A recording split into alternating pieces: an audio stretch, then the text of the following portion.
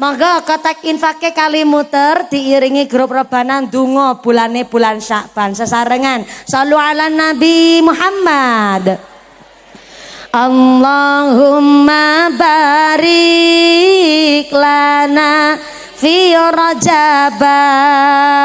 Allahumma barik lana fi rajaba.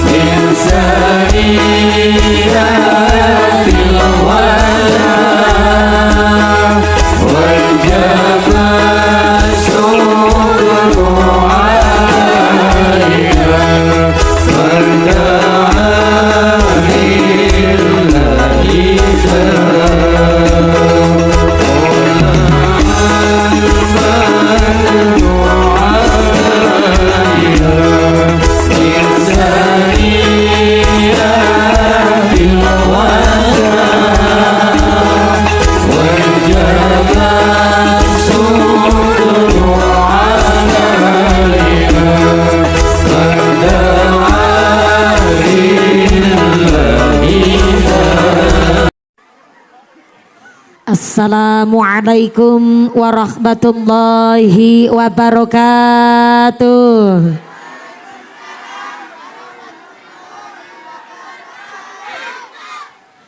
Kue talam bungkus kuning sing jawab salam muga-muga bisa meteng maning. Assalamualaikum warahmatullahi wabarakatuh.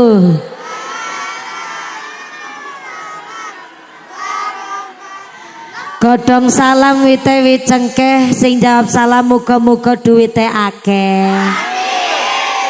Assalamualaikum warahmatullahi wabarakatuh.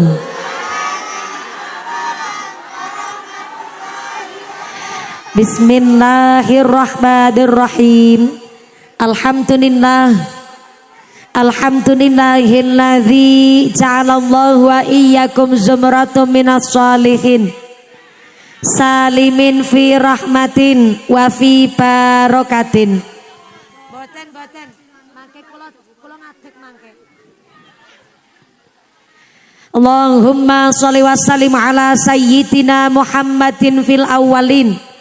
Allahumma sholli wa sallim ala sayyidina Muhammadin fil akhirin. Allahumma sholli wa sallim ala sayyidina Muhammadin fi waqtin wahin. Allahumma sholli wa sallim ala sayyidina Muhammadin fil mala'il ala ila yaumiddin. Allahumma sholli wa sallim ala sayyidina Muhammadin wa ala alihi wa sahbihi ajma'in. Amma ba'd. Hadaratal mukhtaramin wal mukarramin, para alim, para ulama, para asatid wal ustadah ingkang tansah kawula hormati nuninjing ingkang tansah kawula mulyakaken. Wabil akhos dumateng akhinal kiram panjenenganipun Simbah Kyai Haji Abdul Jalil ingkang tansah kawula hormati nuninjing ingkang kawula cadhong barokah doanipun.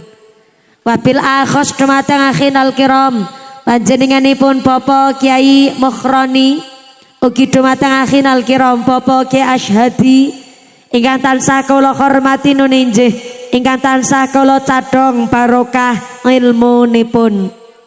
Wabil akhos dumateng akhinal kiram panjenenganipun Bapak Kyai Soim ugi dumateng Bapak Kyai Yarnuji ingkang tansah kawula hormati nuninjih ingkang kula taati fatwa saha dawuh-dawuhipun.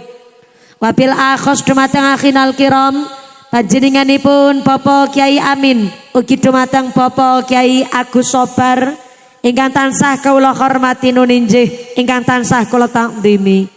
Wabil akhos dumateng sedaya para rama kyai, para bapak kyai, para ustad wonten ing tlatah Telaga Pucang Utara ingkang boten waget kawula sepat asma karimipun saestu boten ngira-ngira takdim kawula ingkang kula pundi-pundi ingkang kula taati nuninjih ingkang dahat kinormatan.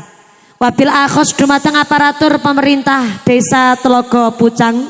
Wabil akhos dumateng panjenenganipun Bapak Haji Thohirin selaku Kepala Desa Telaga Pucang saha Ketua Tim Penggerak PKK saha sapunggawanipun Bapak Sedes, Bapak Kadus, Bapak Ketua LKMD, Bapak Ketua PPD, Bapak Kaur, Bapak Kaum, Bapak RW, Bapak RT wonten ing Telaga Pucang mugi-mugi berkahipun pangkat dadosaken maslahat lan nambahi manfaat Allahumma. Wabil akhos kepada pengasuh TPQ Al Munawwir panjenenganipun Bapak Ustadz Rudito dan seluruh Dewan Asatid wal Ustadah TPQ Al Munawwir ugi sedaya santri putra santri putri TPQ Al Munawwir. Saya minta tepuk tangan dulu dong kangge TPQ kebanggaan warga Telaga Pucang. Ingkang mugi-mugi mawon pengasuh TPQ Al Munawwir sesarengan Dewan Asatid wal Ustadah dipun paringi sehat panjang yuswa ingkang manfaat barokah sumrambah dumateng kita para jamaah amin Allahumma.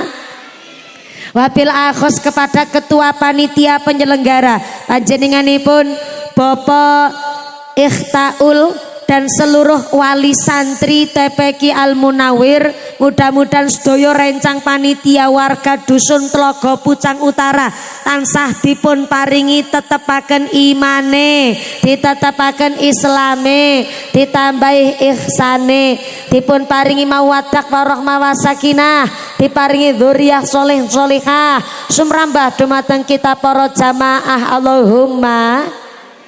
Boten supe dumateng Tanfidiyah Suryanang Dotul Ulama Ranting Telaga Pucang, pimpinan muslimat, pimpinan fatayat, majelis taklim sedesa Telaga Pucang.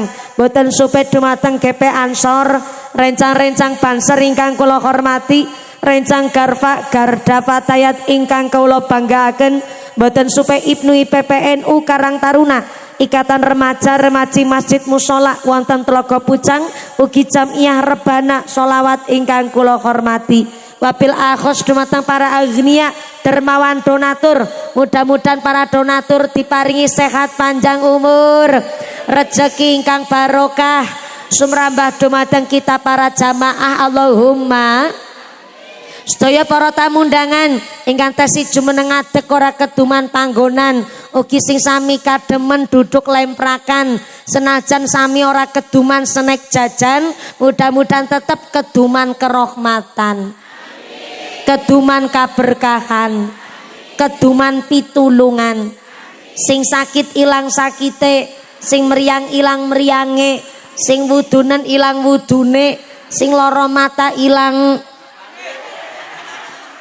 larane, dipun paringi sehat walafiah, dipun paringi ghirah semangat ibadah Allahumma. Para bapak haji, bu hajah, para calon haji, para calon hajah, hadirin hadirat ma'al muslimin wal muslimat rahimakumullah. Shallu ala Nabi Muhammad.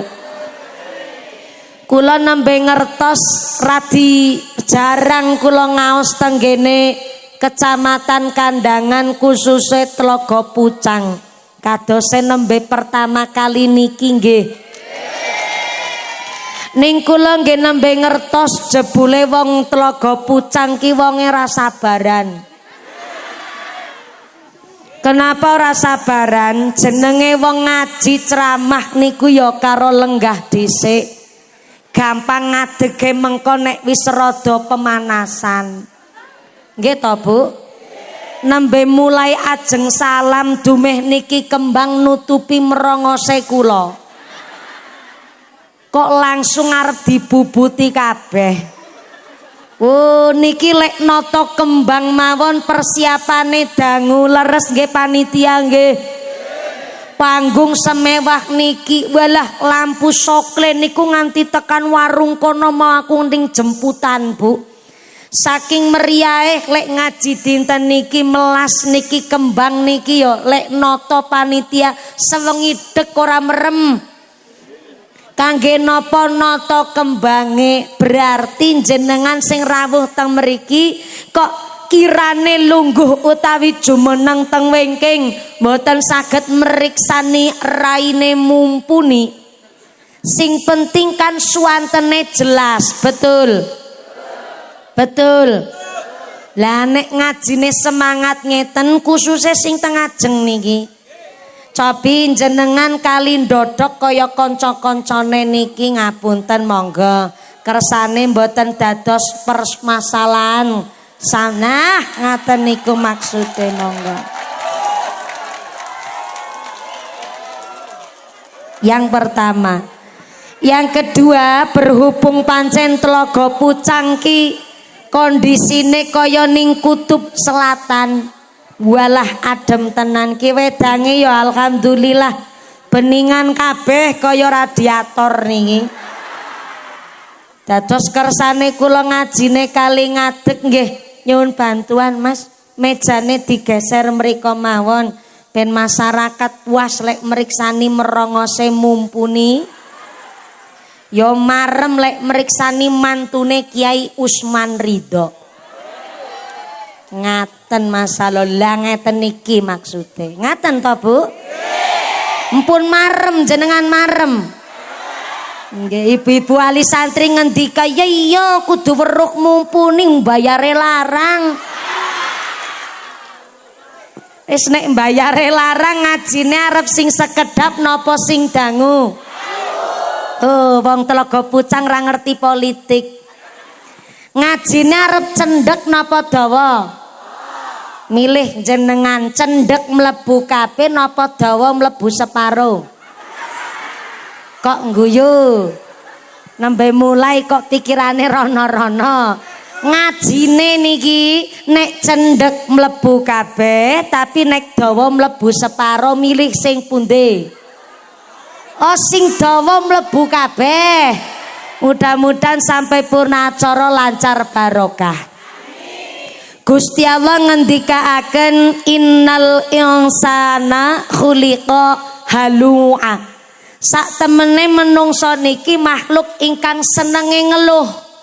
Diparingi panas ndersula, diparingi udan ya ngersula.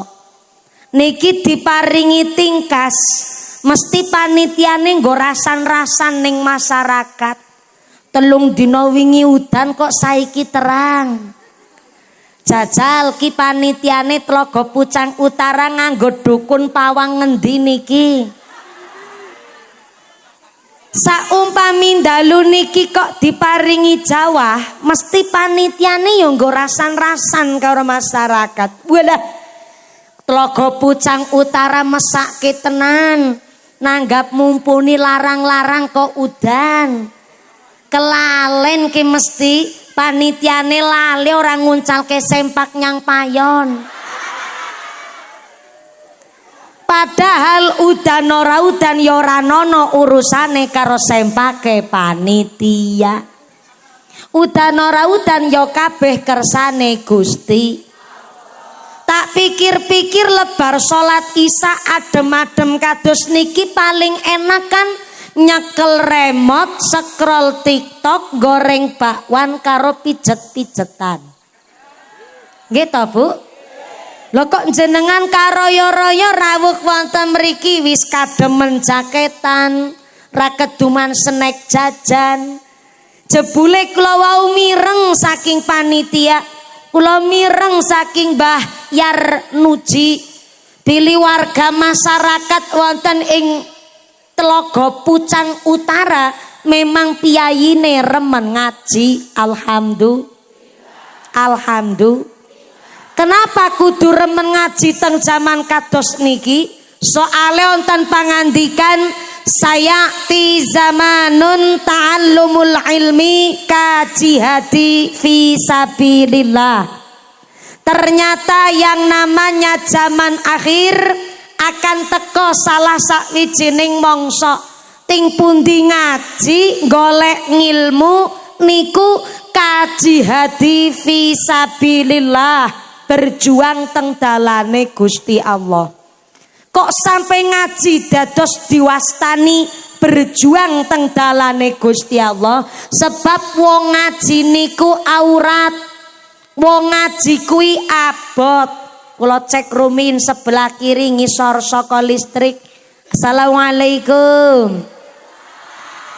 Masya Allah semangat banget. Iki nggih warga Telaga Pucang Utara. Masya Allah sing bayari kula barang. Ya Allah, berarti iki sing padha urunan. Masya Allah. Berarti ki judulnya aku kiai urunan. Ya muga-muga sing manfaat barokah Allahumma. Aku manut karo sing bayari. Niki kula minggat jam 09.00 langkung seprapat, berarti mangke mandape jam pinten? Jam pira?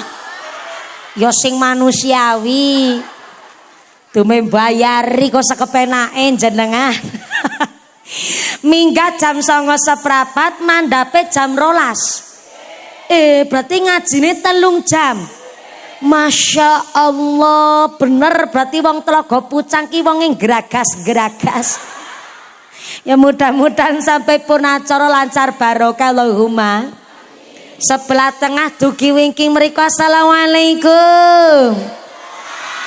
Halo. Masih sadar? Alhamdulillah. Keduman snack napa mboten? Ya Allah. Ora keduman, mulane melu urunan. Sing ora keduman snack tetep rezekine sing barokah.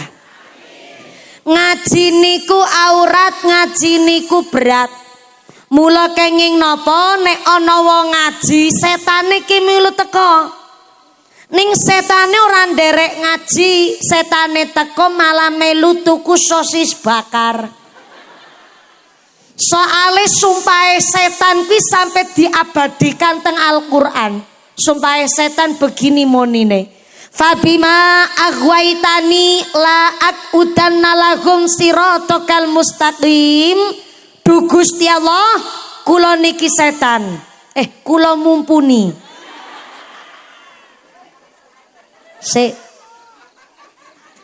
Du Gusti Allah, kula niki rada keliru ya. Kok maknane dadi beda? Tak ulang. Du Gusti Allah, kula niki mumpuni setan. Ki nembe ana ki ngarani bunyaine jare mumpuni setan. Yakin modele wong Telaga Pucang ki sembarangan karo mantune Kiai Usman sampean ki. Tak ulang ayate. Fabima aghwaitani la aqudanna lahum siratal mustaqim. Du Gusti Allah, kula bersumpah. Wis ora nganggo mumpuni, ora nganggo setan. Pleset-plesetno karo wong Telaga Pucang. Du Gusti Allah, kula bersumpah. Gara-gara makhluk jenengan yang namanya Adam kula dikeluarkan saking swarga. Mergo kula dikeluarkan saking swarga, maka kula bersumpah sampai kapanpun bakal nggodha anak Adam ya kuwi menungso supaya tergelincir ora gawe dalan sing lurus. Begitu kata setan yang disampaikan oleh mumpuni.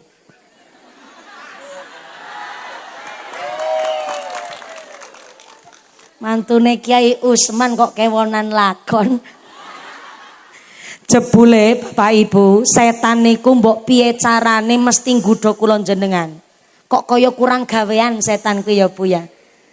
Kenapa kok orang golek gawean liyane nandur lombok apa nderes ngono kuwi.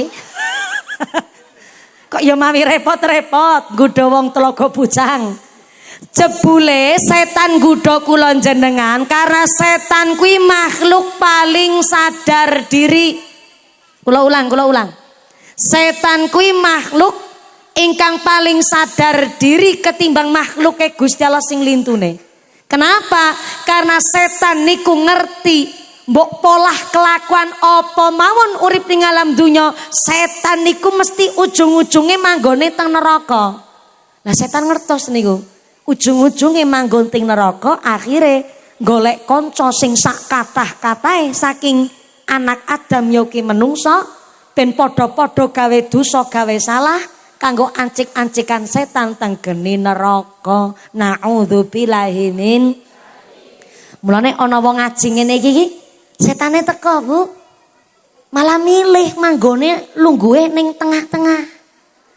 Setane teko maring tengah-tengah jamaah sengaja setane nyebaraken tepung teng netrane jenengan. Itulah kenapa wong ngaji mesti rata-rata rasane kok pinter jenengan.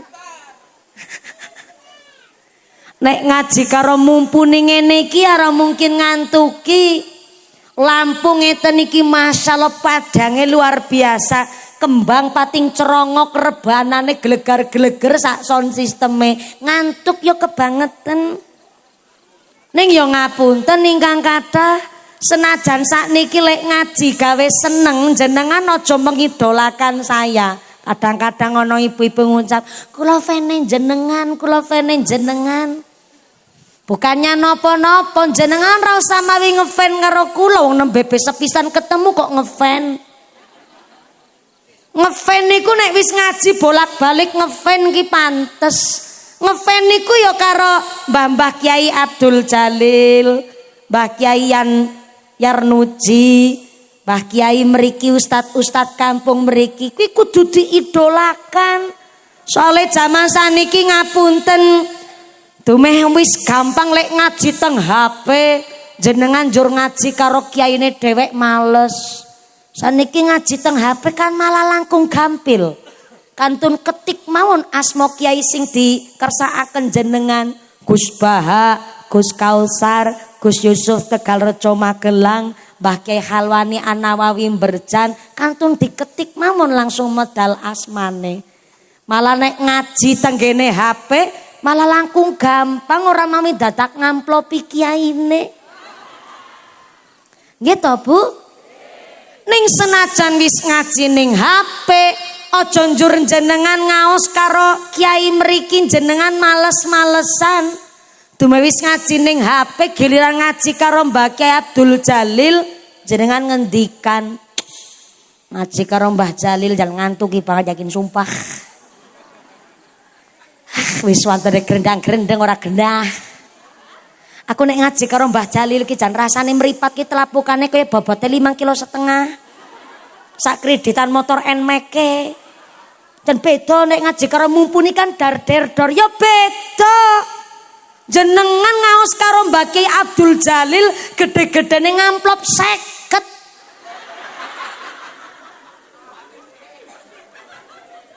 Kok kakean merno penjalukane jenengan.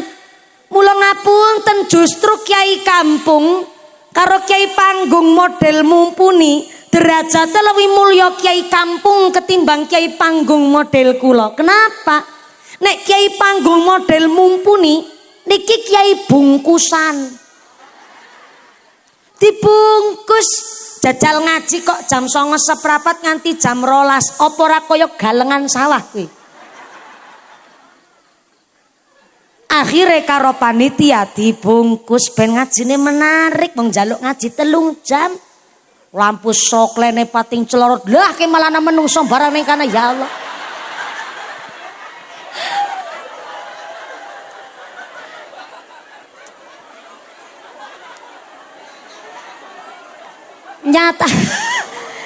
Nyatane kula niki lek ngaji ning pengkolan. Teng penggokan. Pantesan menungso pada pating slesep ngono iki kaya kowe. Oh, dados piyai mriki niku lek ngaji senenge penekan. Ya. Ujar kula mau apa krenggak-krengguk, krenggak klogat-kloget. Ujarku burung hantu mau. Ya. Lek ngaji jebule ning tower barengan ngono iki. Matur nuwun.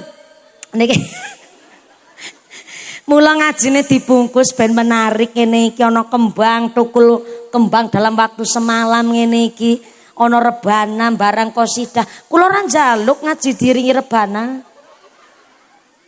Soale maca selawat niku diiringi atau tidak diiringi alat rebana ya tidak mengurangi esensine wong maca selawat.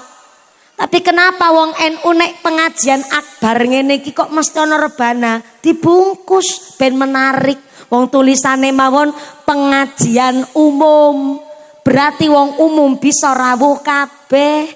Jangankan wong NU, sing Muhammadiyah boleh rawuh. Jangankan sing salat, wong sing salate kadang-kadang ya oleh mangkat. Ki dikirane sing jilbaban salat kabeh, urung mesti.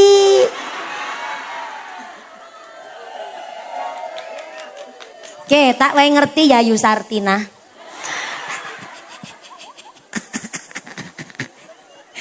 Hari ini wong sing ganjarane akeh karo wong sing dosane akeh mlaku bareng ki ketok padha bae. Tak ulang. Saiki wong sing ganjarane akeh karo wong sing dosane akeh mlaku bareng ki ketok padha bae. Bukti nyata, sing salat jilbaban, sing blas urung salat ya jilbaban. Sing ahli maca Quran mesti jilbaban, sing blas ora maca Quran ya jilbaban. Sing maca Quran mesti jilbaban, sing senenge lambene rasan-rasan ya jilbaban.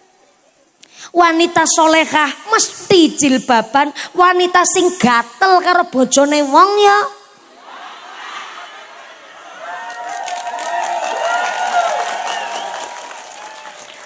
jenengan ki ngeproki sapa jajal? Wong wedok solehah sing jilbaban njur atine do ngucap, mumpuni aku wong wedok apik-apik kok jilbabe dipadhake karo wong wedok gatelen. Berarti jilbabe kula sia-sia dong, ora Yusartina. Ibaratnya ngeten, siang hari langit biru cuaca cerah. Basa Jepange cuaca cerah kuwi terang glentang. Terang napa? Sepisan meneh terang napa? Siang hari langit biru cuacane terang glentang. Jenengan nitih sepeda motor, lampu teng sepeda motor pas diagem siang hari kan lampune ora penting-penting amat.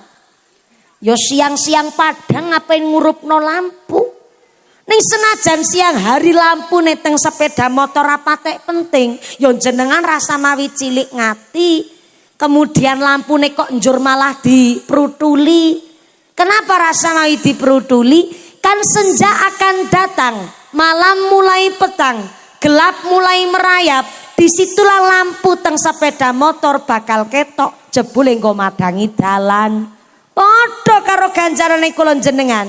Ganjarane nitipaken putrane teng TPQ, ganjarane ngaji, ganjarane maca Quran, ganjarane salat, ganjarane golek rejeki halal, ganjarane apik karo tangga teparo, ganjaran sing diklumpuk-klumpukke kula jenengan sepisan, ganjarane ora ketok.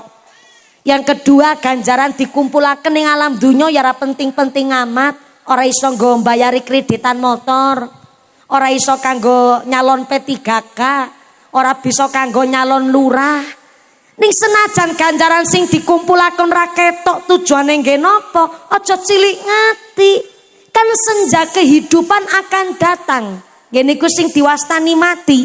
Fa idza jaa ajalluhum la yastakhiruna sa'ata wa la yastaqdimun. Lamun wis teka titi mangsa ajaling menungso ora iso diundur, ora iso dicokno senajan namung sesaat. Jebule nek wis terlanjur ketakanan pati, tekone ra disangka-sangka, ra dinyono-nyono. Bisa panjenengan duluan mumpuni keri, bisa. Oh, utawi kula keri jenengan duluan, monggo. Ya kan wis tak walik miki. Jebule nek wis terlanjur ketekanan pati, Pak. Kira kena dicokno, ra kena diundur lah teng mriku. Tujuane lampu alias ganjarane kula jenengan bakalan ketok. Mula sederenge lanjut arep takon meneh, Bu. Wau kula ngaji kan ngantos jam pinten nggih? Jam 12. Masya Allah, sedurunge nganti jam 12 kula wau nampi titipan amanah saking panitia pilih TPQ kita, TPQ Al Munawir. Alhamdulillah sudah mencetak santri-santri yang luar biasa. Tepuk tangan sik kangge TPQ kita. Sing keplok utange lunas kabeh. Sing amene banter ketara utange paling akeh. Ya muga-muga rezekine sing paling barokah. Ngapunten niki TPQ kita Al Munawir senajan teng dusun teng plosok ngeten niki ternyata selalu kathah santri ingkang daftar. Pramila bangunane mesti kurang-kurang terus sing akhire sakmenika tesi dalam proses pembangunan ugi kemaslahatan perawatan TPQ Al Munawir. Dados ngapunten menawi jenengan rawuh teng mriki sesarengan kula diajak sedekah kangge pembangunan TPQ Al Munawir kinten-kinten panjenengan ikhlas mboten? Masya Allah, menawi ikhlas berarti ibu-ibu saking dalem nggih sangu arta. Masya Allah, disangoni bapake napa sangu dhewe? Sangu dhewe. Ya Allah mesake sangu dhewe. Ora sangu dhewe piye jenengan sing nyekel duwite? Ora sangu dhewe, mangke diajak sedekah. Saya minta panitia yang bertugas ngideraken kotak infak, bawa kotak infak satu teng panggung mriki. Kotak infak yang lain ampun kesusu, monggo panitia yang bertugas. Niki arep ditarik infak sak niki apa tahun depan? Sak niki, monggo Mas panitia satu kotak infak naik dulu teng panggung. Akan saya mulai dari mumpuni. Mengko nek mumpuni ora melu sedekah tersiar kabar jare mantune Ki Usman ki jarkoni. Iso ngajar ora iso nglakoni kan repot. Dadi dimulai dulu dari saya mumpuni. Kali nunggu satu kotak infak niki yang akan nyemplungaken duite niku asistene Nyong. Walaupun asistene Nyong sing nyemplungno duite, tapi kan duite Nyong. Ya tak wae ngerti sik ben ora salah paham. Lah, samang kaya wong Temanggung tenanan, samang. Wis resmi dadi mantune Ki Usman, samang. Samang melu ngrogo dompet. Sing ora ngasta dompet utang dhisik karo sebelahe. Ngesuk gampang sarutangi. Monggo dirogoh. Dirogoh dompete akan saya arahkan rogohlah duit sing paling sae. Duit sae dudu abang, dudu biru, dudu ijo. Duit sae niku Mas Tatoktum sesuai kemampuan. Sing kirane sugih lek sedekah ya umume wong sugih. Tumpakane PCI karo motore Nmax. Gelange selengen nganti tekan kelek. Ali-aline sekeong-keong, gelange ya Allah nganti tekan kelek kuwi tenanan ya Allah. Ali-aline sak keong-keong. Kalunge dawane tekan wudel, kok masa sedekah mung 2000. Kan isin karo wudele. 2000 disolasi meneh. Ya duit tetap duit munine tapi Mas Tatoktum sesuai kemampuan. Uangnya udah dipegang, sudah artone pun dicepeng, sampune pun dicepeng duitnya diangkat ke atas. Tak absen. 10.000, 5.000 lumayan. Diangkat duitnya. 10.000, 5.000, 10, 20.000 matur nuwun. Sing digegem 2.000. Ora apa-apa. Mas Tatoktum sesuai kemampuan. Mpun diangkat artone, Mbah. Sampun tempelaken teng lati teng bibir. Orang nggo dikunyah dilantari donga. Ya Allah, lantaran sedekah niki muga-muga kula sakeluargi sehat wal afiat. Anake kula soleh solehah, keluargane kula adem ayem tentrem, usahane lancar barokah, anake kula pinter ngaji, do manut karo wong tua, diguyub rukuni tangga teparo, artone dicemplungaken. Ngaten nggih. Sing duwe penyakit ya ngucap ya Allah lantaran sedekah niki muga-muga penyakite kula ndang diangkat, kula ndang diparingi sehat, ikhtiare kula ndadosaken syafaat dicemplungaken artone. Ngaten nggih Bu nggih. Monggo niki Mbak. Nggih, niku asistene Nyong sing nyemplungno. Jebule ngenteni dikira arep nambahi meleh. Niku asistene Nyong sing nyemplungaken. Monggo kotak infake pun siap sedaya. Sampun.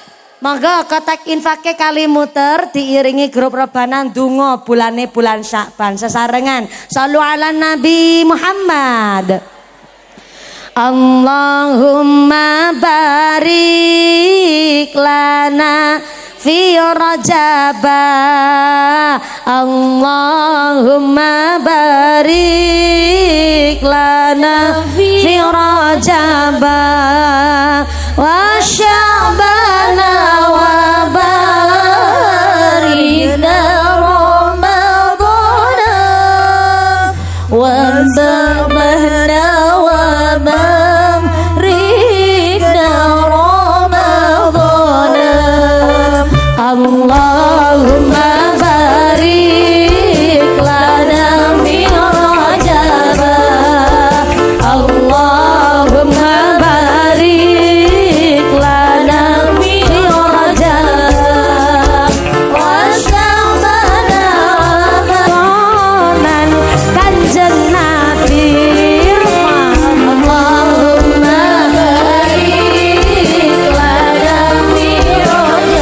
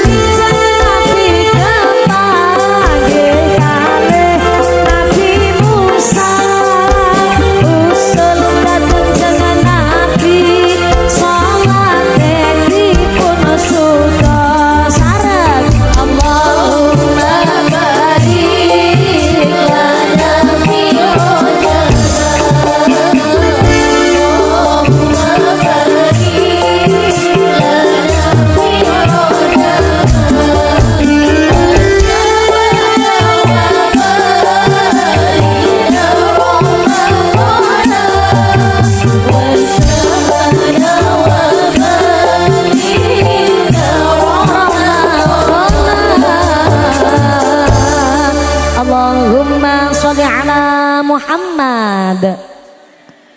Kotak infake tetep muter, senajan tetep muter menika kok lek ndonga Rajab menika cekapan, nanging tetep berkah menika dumugi Ramadan ngenjing kangge dipun panen sesarengan. Allahumma.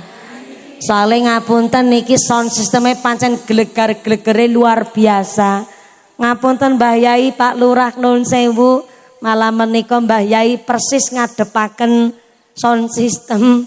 Dados Nun Sewu jenengan mawon sing teng ajeng sound system wah brebegen nggih Bu nggih. Rada kasar niki mboten namung dadane sing geter sak kopok-kopok. Ya melu pating pencolot kabeh. Niki pancen sound systemnya luar biasa. Wong kula teng mriki mawon mireng sound system memang walah serune ora patut apa malik jenengan ya wis ora apa-apa sawer kabeh. Niki yang pertama kangge grup kosidahnya monggo. Wah rebanane kosidah luar biasa. Saya sawer niki Mas nggih jenengan Mas monggo.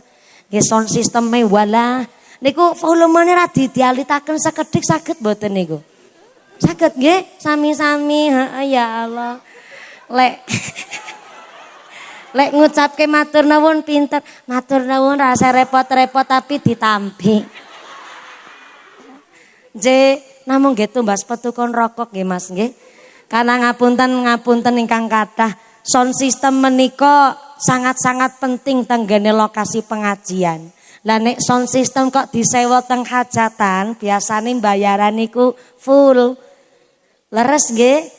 Nek sound system disewa teng hajatan bayarane full. Tapi nek teng pengajian biasane sing kagungan sound system malah ngucap ya wis ora apa-apa lah. Iki iso dinego kok nek nggo pengajian. Leres nggih? Tepuk tangan sik nggo sound systeme. Saestu niku ting pundi-pundi. Tenang mawon Mas, niku diwastani hadise tenggene Kanjeng Nabi ikhfa'us shadaqah.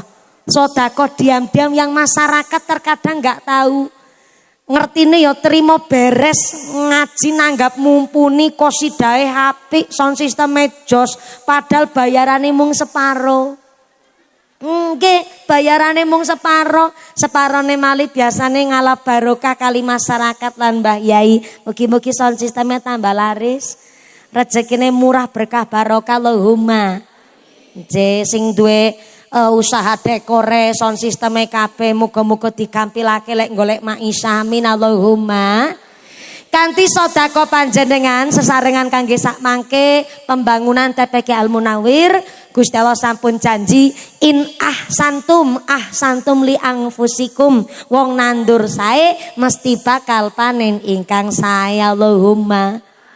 Hari ini panjenengan sedekah arupi yatra duit arto make Gusti Allah mangsulaken kali panjenengan tidak berbentuk arto malih tapi digantos oleh Gusti Allah bentuke badane sehat, sehate wal afiyah, putra-putri soleh solihah, keluargane adem ayem tentrem, usahane lancar, karirnya bagus, diguyub rukuni tangga niku ganti saking panjenengan sedekah kangge nolak bala narik rizki kang beto manfaat maslahat Allahumma. Oh, ra digrimis. Oh. Boten. One wis nada temanggung. Oh. One wis temanggung iku ya wong setahun 8 wulan.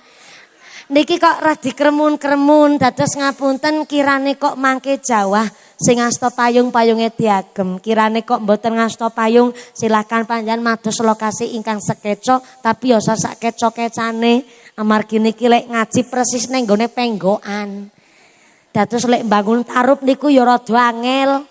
Dados ngapunten ingkang kathah kirane ora ngasta payung ora ana panggonan sing kangge berteduh kondur mawon mboten napa-napa kula malah seneng. Mengko aku njur melu mengintili mulih ngono. Ya mudah-mudahan sampai pun acara lancar barokah Allahumma. Khususnya sing sami beto putra alit niki mulai kali persiapan kadose teng sebelah tarupipun Pak Lurah Pak Yai tes wonten lokasi ingkang radi sakeco sumangga mangke menyesuaikan. Ngaten nggih Bu nggih. Sederenge udan tenanan ngajine dilanjut. Ngaji kuwi ganjaran sing paling gede ning senajan ngaji ganjaran gede ya lek ngaji ora samawi pilah-pilih. Lek ngaos ngaji justru nek karo kiyaine kampung piyambak ayo do ngaji sing tenanan. Nek ngajine mumpuni niki ngaji bungkusan ben lek ngaji menarik. Tapi nek kiai kampung niku kagungan sifat asyhadur ruh. Kula ulang, kiai kampung niku statusnya asyhadur ruh. Sekali ndonga dungane paling caket karo Gusti Allah. Sebab napa? Kiai kampung mucal ngaos mboten nonton rasa pamrih. Pamrih kiai kampung mucal ngaos namung setunggal. Masjide tetep kagem salat jamaah. Anak-anak di desa tetep ngaji teng TPQ teng madrasah. Ibu-ibu masyarakat nggih tetep ngaji rutinan kanthi istiqomah. Mula Kiai Kampung Mucal Ngaos mboten kepingin terkenal, mboten kepingin viral, mboten kepingin FYP ning TikTok. Tanglet niku kali Mbak Ki Abdul Jalil. Mboten kepingin Mucal Ngaos diliput ning YouTube. Mboten kepingin derek lomba dai nang Indosingar. Kiai Kampung niku Mucal Ngaos mboten nonton rasa pamrih, ora kepingin mlebu TV, ora kepingin ngajine ben dadi wong terkenal. Tanglet niku kali Mbak Ki Abdul Jalil. Mucal Ngaos ora kepingin numpak mobil Pajero anu ra duwe. Dudu lagi ngece. Justru karena Kiai Kampung menghindari hingar-bingar dunia, hidup dengan kesederhanaan. Orang nono Kiai Kampung rebutan tambang, orang nono Kiai Kampung rebutan jabatan. Niku sing marake Kiai Kampung sekali dungane paling caket karo Gusti Allah. Mula jodoh nyepelekke karo Kiai Kampung. Justru Kiai Kampung niku tombak utama ning masyarakat. Nyatane kita ngerti dongane wudu mergo Kiai Kampung. Nggih mboten? Apal turutan ngerti huruf hijaiyah sebab Kiai Kampung leres. Ngerti urutane salat, ngerti syariate agama, sampai sing nyolati jenazah ning dusun ya Kiai Kampung. Mula aja nyepeleke karo Kiai Kampung. Mergo ora ana rasa pamrih, Kiai Kampung sekali dungane paling caket karo Gusti. Kula kali Mbah Kiai Jalil amplope gede amplope mumpuni. Tapi masalah ampuh donga lebih ampuh dongane Mbah Kiai Abdul Jalil ketimbang dongane mumpuni. Tepuk tangan sik. Wis gede tuwa dadak diperintah keprok barangan ngono kuwi. Kenapa kok dongane lebih ampuh Mbah Kiai Abdul Jalil ketimbang dongane mumpuni? Dongane kula rapate ampuh. Oh niki mumpuni lambene lek ceramah sering arep-arep amplop. Niki sing marake dongane kula rampuh.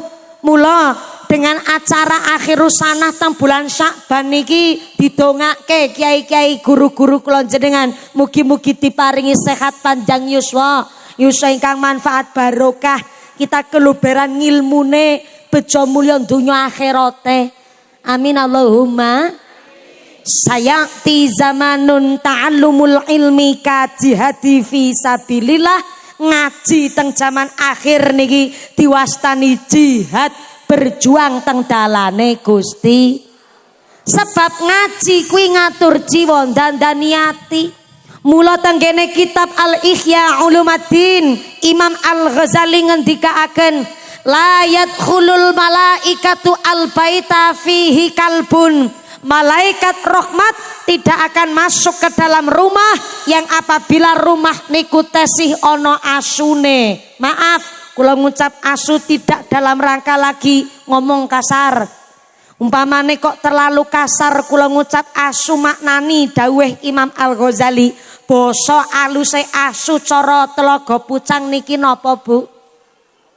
Segawon. Kok sego kucing ki piye to?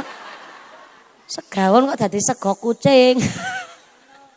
Segawon nek mbasake teng lare alit nggih baung ngaten nggih utawi guguk ngaten. Nek basa Indonesiane kuwi anjing, nek cara nggen kula Cilacap dog. Wong Cilacap kan orang barat. Dog nek cara basa Jepang kirek. Basa Jepang. Jebule Imam Al-Ghazali ndawuhaken teng Ihya Ulumuddin pilih la yadkhulul malaikatu al-baita fihi kalbun. Malaikat rahmat tidak masuk ke dalam rumah yang apabila rumah niku ono asune. Maaf, itu bukan makna lafdi tapi niku makna maknawi. Ternyata rumah sing dimaksud kali Imam Al-Ghazali dudu rumah bentuk bangunan omah. Tapi rumah sing dimaksud karo Imam Al-Ghazali geniku atine menungso manaeh kula jenengan. Ternyata malaikat rahmat tidak akan masuk marang atine menungso kalamun atine menungso tesi ono najis asune. Ngapunten, sak najis-najise asu, jangankan air liurnya. Halo. Halo. Maaf nggih, sak najis-najise asu, jangankan air liurnya, jangankan dagingnya, wulune tok niku wis mengandung najis, wulu asu. Tapi sak najis-najise asu niku tesi bisa disuceni. Sak najis-najise asu tesi bisa dibersih. Nganggo nopo? Nganggo 7 basuhan air yang salah satunya dicampur tanah. Dianjurkan lek nyampur tanah tidak di basuhan yang terakhir kepitu, tapi diantara basuhan pertama sampai ke-6. Berarti sak najis-najise asu esi bisa disuceni, tapi najise atine menungso arep karo apa lek nyuceni? Napa najise atine menungso? Sifat sirik, iri, dengki, pamer, sombong, gemedhe, kuminter, kementus, sumugih, kumayu, kumaka, pelit, medit, betitil, bakhil, kikir, kucren, jelantir, kaya pil, kudanil. Tepuk tangan sik. Ki ngomong ngono kuwi ngracike angel. Telung dina telung wengi lek ngapalke nganti ora merem ki. Najise asu esi bisa disuceni, tapi najis atine menungso kan paling angel lek nyuceni karo apa jajal. Mula ngaji ngatur jiwa ndandani ati. Mula nek ana wong ngaji nderek ngaos kok jenengan rasane ngantuk tenan. Lah lek ngaji tenanan berarti kuwi. Soale nek ngaji kok ora ngantuki berarti kecampur hiburan. Kaya ngene iki ki, kiai bungkusan iki. Dadi orang ngantuki. Tapi nek jenengan kok ngaos kali Mbak Ki Abdul Jalil ngantuk. Lah ki ngaji sing tenanan kuwi. Senajan yo ngapunten setane ora mung nyebaraken tepung teng netrane jenengan. Nek ana wong ngaji apa melih ngaji rutinan karo Mbak Ki Abdul Jalil, setane teko maring tengah-tengah jamaah, setane nyebaraken paku ning palungguhane jenengan. Itulah kenapa wong ngaji rasane obah mawon. Sing sukune slonjorno, gubet kanan, geol kiri, tekuk mburi, slonjor ke meneh. Kegudo setan jenengan. Ning ya ora masalah wong pancen ganjarane gede wong ngaji kuwi. Mula ya setane lek nggodho tenanan banget. Karena ternyata ngaji ngilangi nafsu nang jero ati. Ngaji niku adalah nyuceni ati saka najis-najis, pantes mawon. Nek hari ini ngajine niku dalam rangka karo nyaur utang Rojab wingi. Jebule ternyata Rojab ya kepengin nanggap mumpuni barang kala wingi. Tanggene Telaga Pucang, tapi kebagiane Syakban dados wau Mbah Yai ngendikaaken niki kalih nyaur utang bulan Rajab.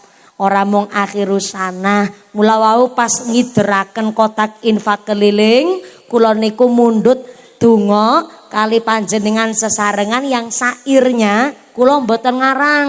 Saire niku dipundhut saking kitab Durratun Nasihin. Jebule Kanjeng Nabi Isra Mi'raj niku ora mung nampi dawuh salat, tapi dalam rangka ngilangaken sifat sombonge langit karo bumi. Karena waktu niku langit karo bumi lagi ono pasulayan.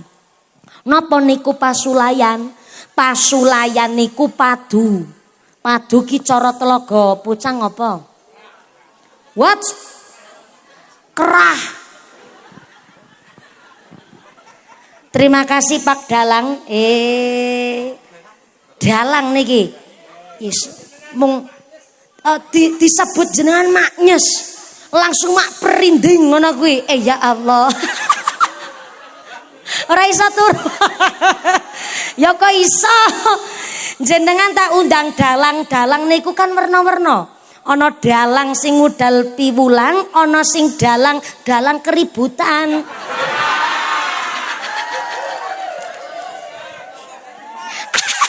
Lha kok pas?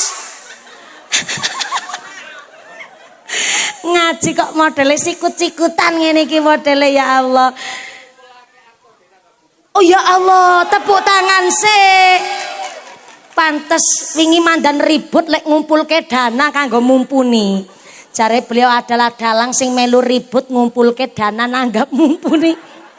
Panci leres Pak, nek mantan preman. Kok pas? Pas barang. Mantan preman. Tenang Pak, lebih baik mantan preman ketimbang mantan kiai. Biasane nek mantan preman tobat sekali tobatnya tenanan banget. Saestu niku. Wonten criyos ngeten iki. Ya Allah mbrebes milih jenengan.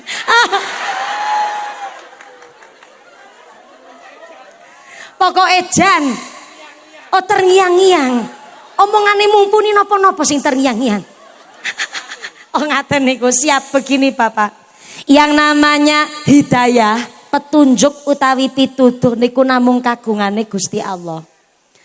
Ngapunten, Kanjeng Nabi niku mboten kagungan hidayah, Pak. Pamane Kanjeng Nabi Abu Jahal Abu Lahab kurang sedulur apa karo Kanjeng Nabi umpamane Kanjeng Nabi. Ning pamane Kanjeng Nabi Abu Jahal Abu Lahab tetep dadi wong brutal, dadi wong brengkel, di preman, ora mung preman. Abu Jahal Abu Lahab niku yo preman, ora gelem ngibadah, ora gelem tobat, rada kasar wis bajingan tengik nemen. Maaf wis bajingan ketambahan tengik kowe. Sekadaluarsa niku Pak. Ning ternyata hidayah niku namung kagungane Gusti Allah. Pilih Kanjeng Nabi wis ngelingaken pamane, tetep pamane niku mati pun dalam keadaan kafir niku Abu Jahal Abu Lahab. Tapi ternyata jenenge hidayah niku namung kagungane Gusti Allah. Ana wong mung gara-gara nderek pengajian tapi kok manahe njur luluh sampai mbrebes mili, sing wone blas ora tau salat kok gari tindak teng masjid ya ora ngerti padahal awake yo kebak tato. Lengan kanan tatone gambar tekek, lengan kiri tatone gambar kadal, diadane tatone gambar sapi, wetenge tatone gambar buaya, ngisor weteng tatone gambar ula, ndasene ngisor kloget-kloget. Ulane sing kloget-kloget ngaji kok pikirane rono-rono jenengan ki. Ngeres. Ning sekali dipun paringi hidayah oleh Gusti Allah pun tansah dituntun pengajian urun paling akeh. Wala mantep. Remanggut-manggut. Senajan sarunge sakniki teh si cemantel. Oh kados niku. Ning maksude niku sing cemantel iman takwane, amin Allahumma. Berarti hari ini nanggap mumpuni ora mung wali santri tok ya Allah. Jebule mantan preman melu urunan, tepuk tangan sik. Top Pak. Ya wis muga-muga kaparingan hidayah. Dalam.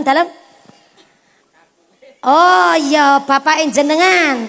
Oh derek ngaji melu bangga. Pantesan kawi tahun jenengan ngadeg ya kuat ning kono ya. Jebule lagi ngenten-ngenteni posisi sing tepat. Dilak ya tepat banget niki ya Allah. Oh ya lurus ya. Pantesan jering nganti tekan mengko bengi ora iso turu niki.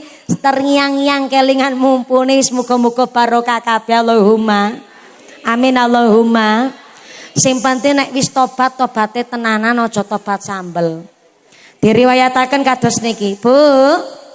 Niki ngajine sampai jam 12 tenanan.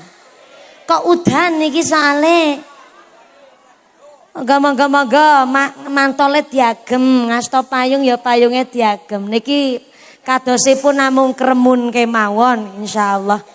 Umpamane grimis nggih namung sekedap makin njur insyaallah ngajine dumugi purna kanthi slamet wilujeng alhamdulillah. Nggih mboten usah mawi diringi rebana, qasidah istirahat, kita sholawatun min nggih Bu nggih. Kersane nambah berkah niki Jawa. Shallu ala Nabi Muhammad. Sun anta badrun anta nurun fauqa nur nuri anta iksiru wa ghali anta misbahu suduri Allah ya Nabi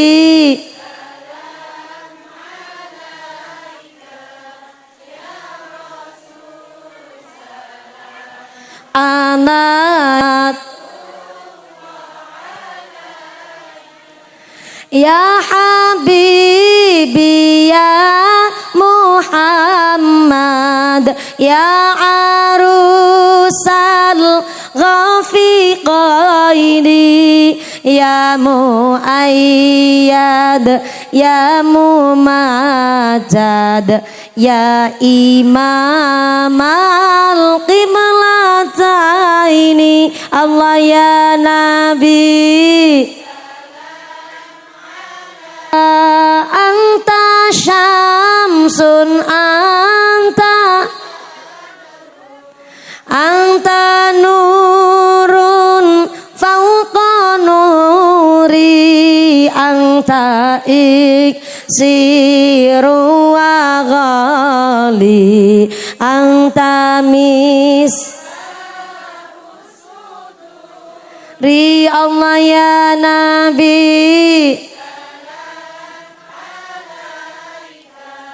ya Rasul salam alaika sallu ala Nabi Muhammad sing kenging toyane grimis insyaallah sedaya penyakitnya diangkat kali Gusti Allah. Grimis dinten menika andadosaken tanah kita tambah subur, masyarakatnya tambah makmur, kita dijauhkan dari wabah musibah, dijauhkan dari malapetaka, dijauhkan dari mara bahaya, dijauhkan dari segala macam bencana, selamat dunia akhiratnya Allahumma. Malah kula dados weruh niki ana tanda-tanda kekuasaane Gusti Allah, ana kloso munggah sirah. Ora apa-apa ki tanda-tanda kekuasaane Gusti Allah. Ki ana dalile kuwi. Wa asa an takrahu syai'an wa huwa khairul lakum wa asa an tuhibbu syai'an wa huwa syarrul lakum. Dadi menungso aja seneng nyepelekno barang sepele karena bisa jadi Allah ngangkat derajat kita saka barang sepele. Bukti nyata niku kloso plastik dituku regine gangsal 1000 nggih Bu nggih. Lah dituku regine 5.000 kok mung arep dijagongi, dibokongi karo dintuti sekalian. Ketoke kok nista tenan. Dituku kok mung arep dijagongi karo dibokongi pisan. Tapi bareng udan bekas bokong kok malah munggah sirah. Berarti kuwi klosone kajenan napa mboten? Klosone mulya napa mboten? Klasane mulya wong nyatane wone dibokongi kok malah dipunding-punding. Diangkat ning ndhuure mustaka. Artinya sengit karo wong aja berlebihan. Karena mesti sewaktu-waktu butuh karo wong sing disengit kuwi mau. Betul? Laras. Kaya klasane niku jenenge sengit karo wong ya Allah. Nek kadung benci niku ya Allah wis ora kena diobati. Kadang-kadang saking sengite wegah aku ngambah terase omah. Mbok nganti tekan pecat mati piye carane wegah aku ketemu karo wonge. Boro-boro ketemu weruh wajahe tok wegah aku ra sudi ngono kuwi. Sampai-sampai saking bencine karo wong, kadang-kadang anak kepelu-pelu. Janji kowe kok pernah dolan ning omahe, ora tak anggap anak meneh kowe. Nek kadung sengit, kadung benci ya Allah mung gara-gara warisan. Karo sedulur kandung kok nganti ra takon-takonan. Mati lampu. Mati listrik. Ya Allah luar biasa wis tambah syahdu nek ngene iki. Wis kudanan payungan karo kloso mati lampu. Lengkap sudah. Lah niki kok lampune kula tok sing ora mati. Oh, berarti niki sesuai amal dan perbuatan. Ora. Niki mergo ana genset ana solare ya Pak ya. Ya wis lah niki lek ngaji ben kersane tambah syadu. Pokoke ngeten sing beto putra alit kok udane mangke umpamane rada deres panjenengan mados lokasi kang sekeco ngaten nggih. Nanging pancing nggih pun musim Jawa nggih panjenengan kedah nderek bersyukur kanthi wontene udan dinten menika. Mudah-mudahan saestu andadosaken berkah. Amin Allahumma. Shallu ala Nabi Muhammad. Pangeran salatullah salamullah ala Rasulillah salatullah salamullah ala yasin habibillah tawasalna bi bismillah wa bil hadi Rasulillah wa kulli mujahidillah di alil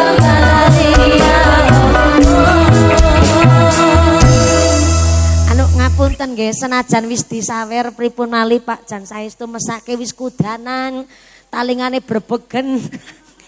Dados niki lek selawatan sakwetawis mboten diiringi mboten napa-napa. Kadar jenengan wis nampa saweran aman kok Mas. Insyaallah tetep ora mangan gaji buta ora aman. Niki tak solo mawon ora samawi diiringi mangke jenengan sing ngiringi kula nggih Bu nggih. Kanapa miki dadi lali?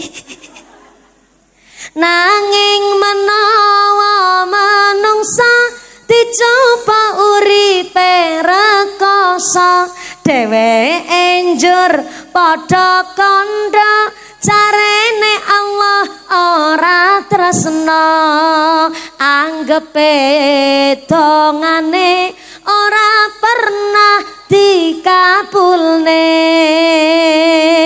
menawa sugih syukura menawa melarat dosa para menawa sugih syukura menawa melarat dosa para selawat salatullah salamullah ala toha Rasulillah salatullah salamullah ala yasin habibillah tawassalna bi bismillah wa bil hadi Rasulillah wa kulli mujahidillah bi ahlil badariyah Allah sallu ala Nabi Muhammad. Sekedap nyuwun bantuan. Panitiane aman niki aman Mas. Gerak cepat. Iya. Ngene ana wong mlayu aku deg-degan soale. Nggih, aman. Oh ya, siap ngono sing nyambut gawe aku ya tetep nglanjutake lek nyambut gawe. Lek ngaji yo kemulan barang yo Bu ya. Apik tenan. Kula ndelok jenengan kaya ning dhuwur kasur Bu ya. Mergo ngertose wau mangkat namung ngadem, ora sangu jaket sangune kemul. Dados jenengan lek ngaji karo kemulan ngono kuwi ya Mbak ya. Sapik lah tenanan. Niki ya kreatif barangan, ora mung Aladin tok sing mabur nganggo kloso. Jenengan ya melu mabur nganggo kloso wis muga-muga berkah kabeh Allahumma. Kali lanjut ngajine nggih Bu nggih. Nggih Bu nggih. Langit karo bumi niku padha pasulayan. Pasulayan niku kerah. Iki mau gara-gara bapak ngucap kerah ngene iki. Lagi kerah langit karo bumi gara-garane langit ki ngucap ngene karo bumi. Mi bumi. Deloken aku ki. Aku langit karo samang, kowe jelas esi luwih mulya aku mi bumi. Soale apa? Aku langit ki manggone ning dhuwur. Wis manggon nang dhuwur ngadeg nyekel mik meneh. Wah aku ki mulya mergo aku ki manggon ning dhuwur. Aku kepanggonan srengenge. Wulan lintang malaikat panggone ning nggonku. Sampai-sampai aku kepanggonan Baitul Makmur. Apa ki Baitul Makmur? Ka'bah para malaikat. Dadi nek malaikat arep thaaf ora mau dadak mudhun nyang bumi. Tapi wis ana Ka'bah dhewe jenenge Baitul Ma'mur. Wis lengkap kemuliaane aku lek dadi langit. Wis samang iki ning ngisor rasa macam-macam karo aku. Kok jenengan malah melu jengkel aja nesu. Niki kan langit, lagi cerita ngono kuwi karo bumi. Bumi jawab, ngit. Ngit langit. Ngit. Tak wae ngerti ya. Pancen bener samang karo aku ya luwih mulya samang sing manggon ning dhuwur. Ning padha-padha samang manggon ning dhuwur sampean durung mesti duwe apa sing tak duweni ning aku. Aku pancen bumi manggone ning ngisor. Tapi aku ki kepanggonan macem-macem anane isenane bumi. Gunung manggone ning nggonku. Kawit Gunung Merbabu, Merapi, Mertua manggone ning nggonku. Ning gone Temanggung ana sapa? Ana jenenge Gunung Sindoro Sumbing. Tekan Banyumas, Pemalang, Brebes nganti tekan Tegal ana Gunung Mame. Ngertos Gunung Mame? Slamet kuwi ning endi-endi mesti diundangi Mame. Lah ning kono ki ana Gunung Mame. Gunung Mame manggone ning nggonku. Kuwi nembe gununge segara manggone ning nggenku. Apa sampean kepanggonan segara? Ora ngit.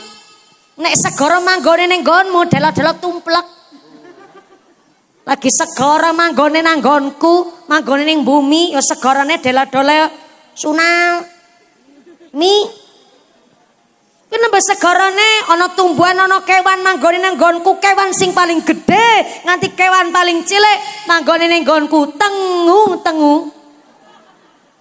Manggone ning nggonku. Sama ora ngerti tengu.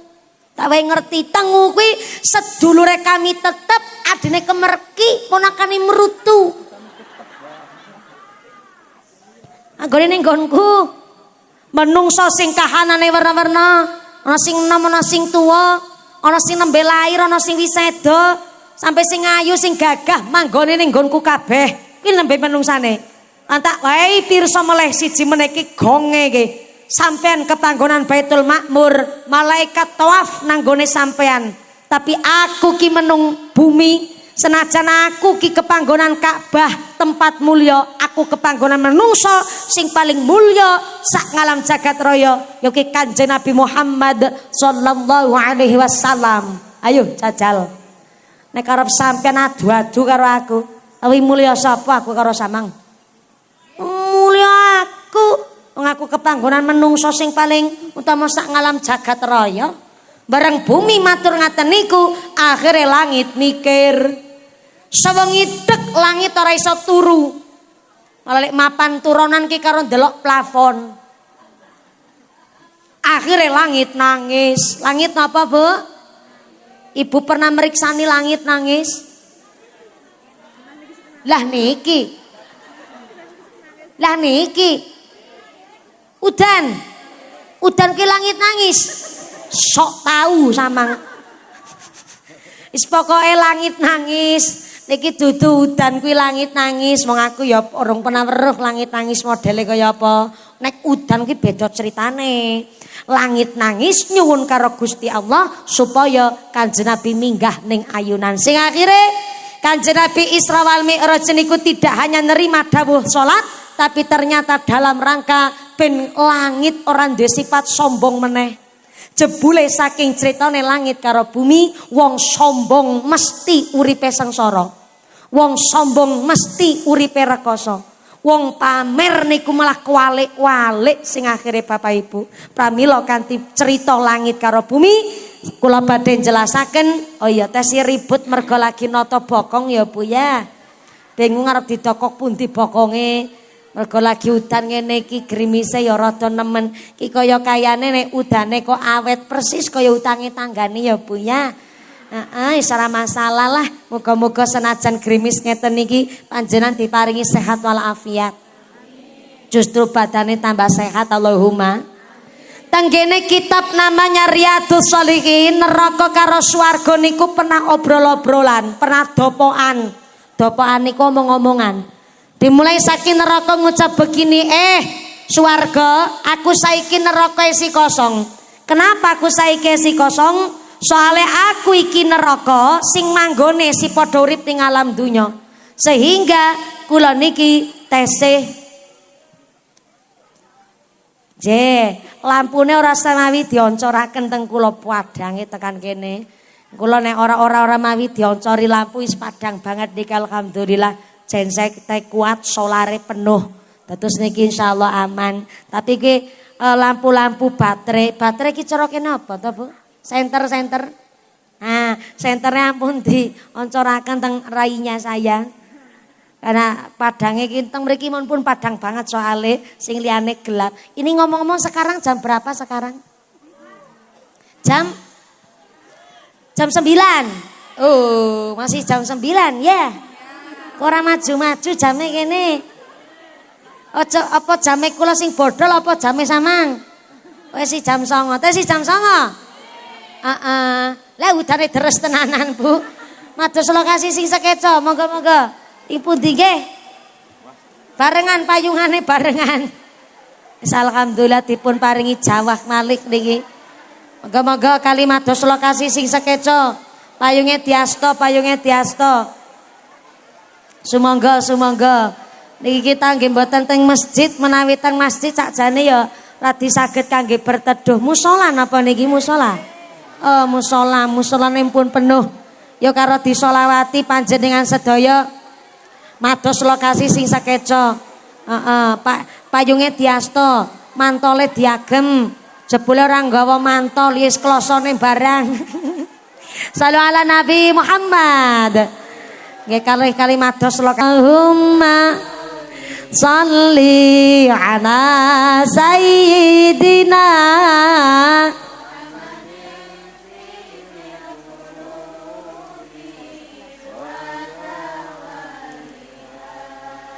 wa afiyatil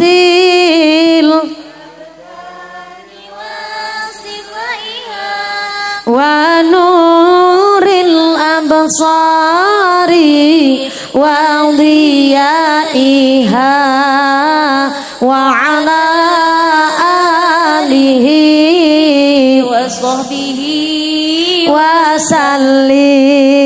Sapa gede syukur bakal urip makmur. Ati syukur ora dengki ora meri karo sedulur. Nanging ati kang kufur karo tangga ora akur. Ati kang kufur tumindak ngawur awon ing pitutur. Wong ingkang takabur bakal peteng ana ing kubur. Shalawat Allahumma sholli ala sayyidina Muhammadin tibil qulubi wa dawaiha wa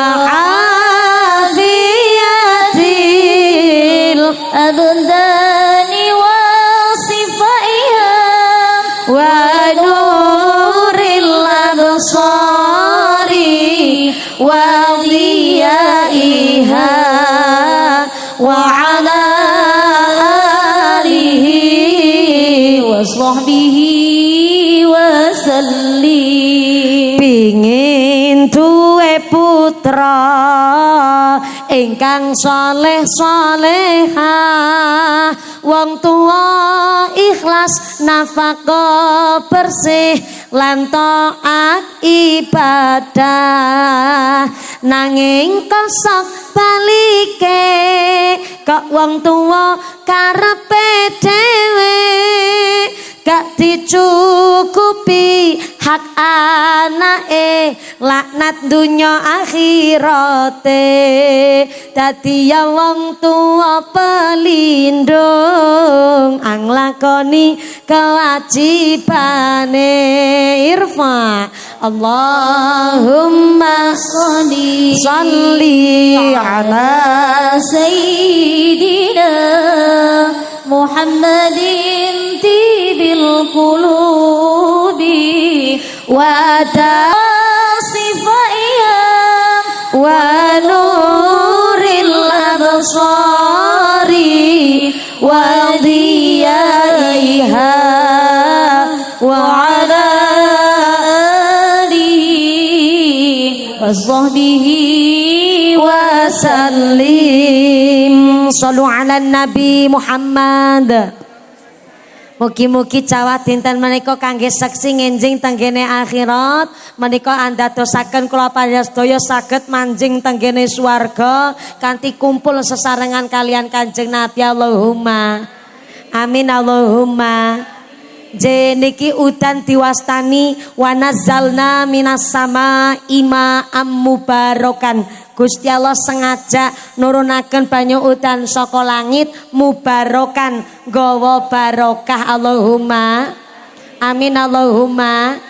Wonten adabipun Kanjeng Nabi menawi turun hujan, diantaranya kita nderek berdoa. Salah satu doa sing gampil Bismillahirrahmanirrahim. Allahumma shayyiban nafi'an. Gampil dongane sareng-sareng. Bismillahirrahmanirrahim. Allahumma shayyiban nafi'an. Sepindah malih. Bismillahirrahmanirrahim. Allahumma shayyiban nafi'an. Artinya ya Allah dadosaken Jawa menika Jawa ingkang beto manfaat. Allahumma. Pancen menungso niki diwastani kataan ngersula, diparingi udan ngersula, diparingi panas yo ngersula. Giliran diparingi udan karo panas lek ngarani jare udan kethek. Sembarangan banget. Jenengan Bu mlayu ngono mlayu ngene aku ya bingung. Niki kula wau minggat jam 9:04, niki wis jam 10:30. Berarti niki kok mati lampu, udane wis mudhun, berarti niki alarm. Napa Bu?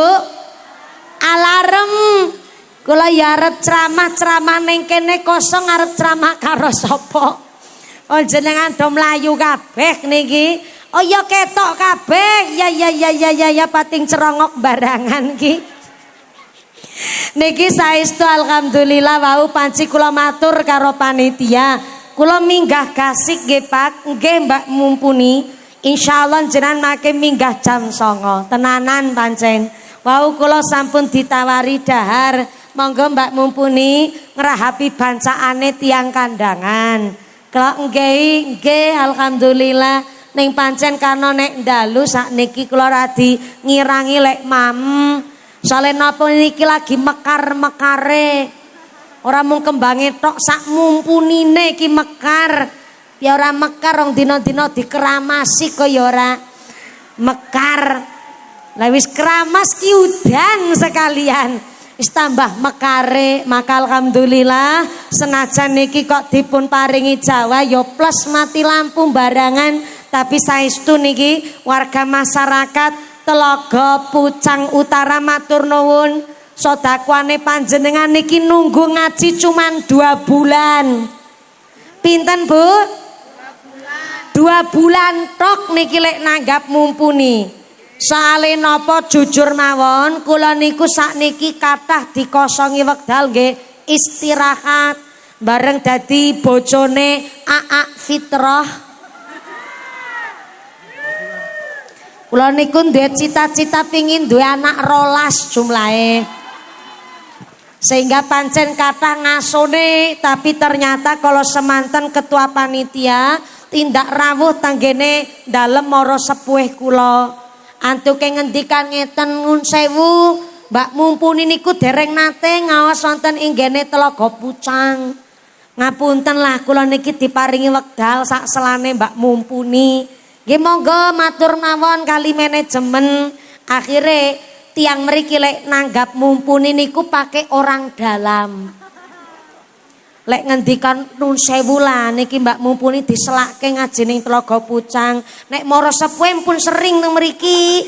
Sekali-kali Mbak Mumpuni akhirnya ya pripun ya Pak, tak tanglet karo Mbak Mumpuni purun apa mboten. Mbak Mumpuni kata ngasone sing akhire panci ya wis lah rapopo. Sekali-kali ngaji ning gone Tlaga Pucang mesake, wis ning nggon perbatasan mati lampu dan sing akhir alhamdulillah saking warga Tlaga Pucang Utara sampun urunan nanggap Mumpuni dalu niki wis alhamdulillah kaleksanan. Tepuk tangan sik nggo panitiane matur nuwun.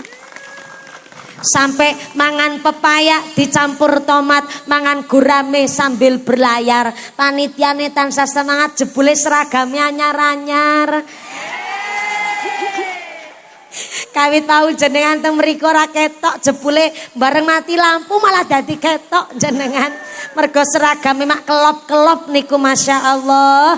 Matur nuwun jenengan pun menggelontorkan dana kanthi pengajian dinten menika. Sing terpenting wau kotak infake sampun mubeng dalam rangka kagem kemaslahatan TPQ Al Munawir. Mudah-mudahan warga Tlaga Pucang Utara sedaya ingkang rawuh kanthi mriki dipun tetepaken imane, ditetepaken islame, ditambahi ihsane, kaparan sehat panjang yuswa, yuswa ingkang manfaat barokah, kaparan dzurriyyah sholih sholihah, dijauhkan dari wabah musibah, jadi masyarakat sing ahlul jannah, pungkasan yuswa kanthi husnal khotimah. Amin Allahumma. Ampun kondur sakwetawis Mbah Yai dipun paringi payung Pak Pansar sekedap supados minggah teng panggung mimpin doa. Ngapunten kersane Mbah Kyai derek amberkahi doa pengosan dinten menika. Kula dereng mantun mimpin doa. Monggo sak mangke doa dipun imami kalian Mbah Kyai. Ngapunten Mbah Yai kagem derek amberkahi doa sumangga. Saking kawula ingkang kaping sepisan Pak Lurah matur nuwun Pak Lurah telah mendukung kegiatan pengajian warga Tlaga Pucang Utara. Lan matur mbanun sangat panjenengan ingkang sampun rawuh wonten menika majelis senajan jamaah. Monggo Yai nyuwun dipun berkahi doa sumangga Yai. Saking kawula sedaya kelepatan nyuwun papunten sak dibare doa. Mugi-mugi panjenengan kondur kanthi lujeng widodo lir kali saking sambe kala menapa saged kepanggih malih wonten sanes majelis. Amin Allahumma. Usiku wa nafsi bitaqwallah. Wassalamualaikum warahmatullahi wabarakatuh.